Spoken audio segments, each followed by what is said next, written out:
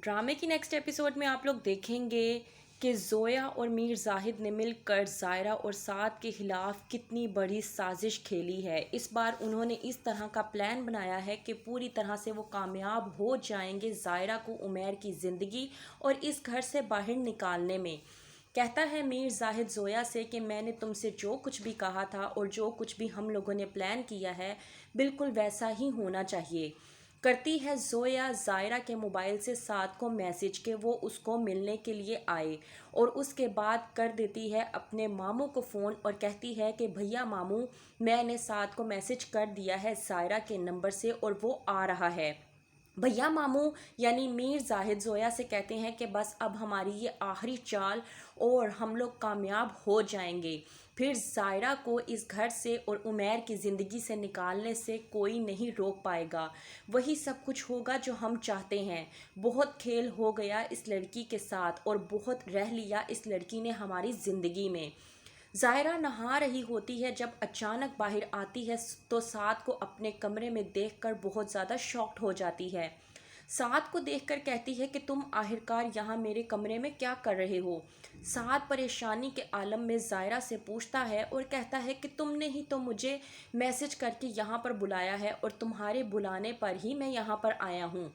ज़ायरा जब साद की ये बात सुनती है तो वो बहुत ज़्यादा परेशान और खौफज़दा हो जाती है और कहती है कि मैंने तो तुम्हें नहीं बुलाया, तो फिर तुम किस तरह से आ गई।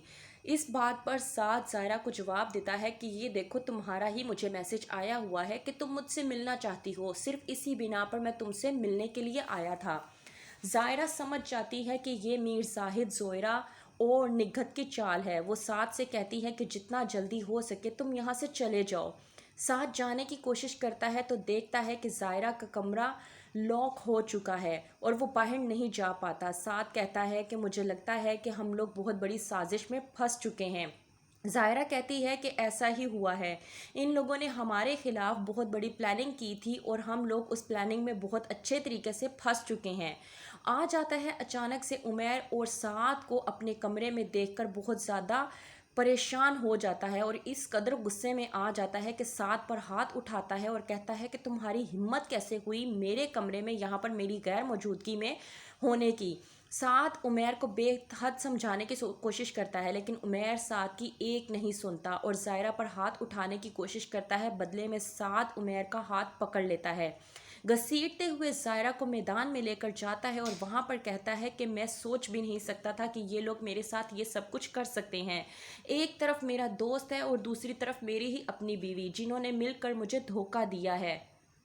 मैं इन्हें कभी माफ़ नहीं करूँगा। उमैर आपे से बाहर हो जाता है और जब मीर जाहिद देखता है कि काम बहुत ज़्यादा हाइपर हो गया है, उमैर ले आता है गन और अनजाने में गोली चला देता है। लेकिन गोली किसको लगी है किसको कोई मालूम नहीं। तो किसको लगी है गोली और कोई बचा है या नहीं, जानने के लिए देखते रहिए ड्रामा सीरियल महरूम।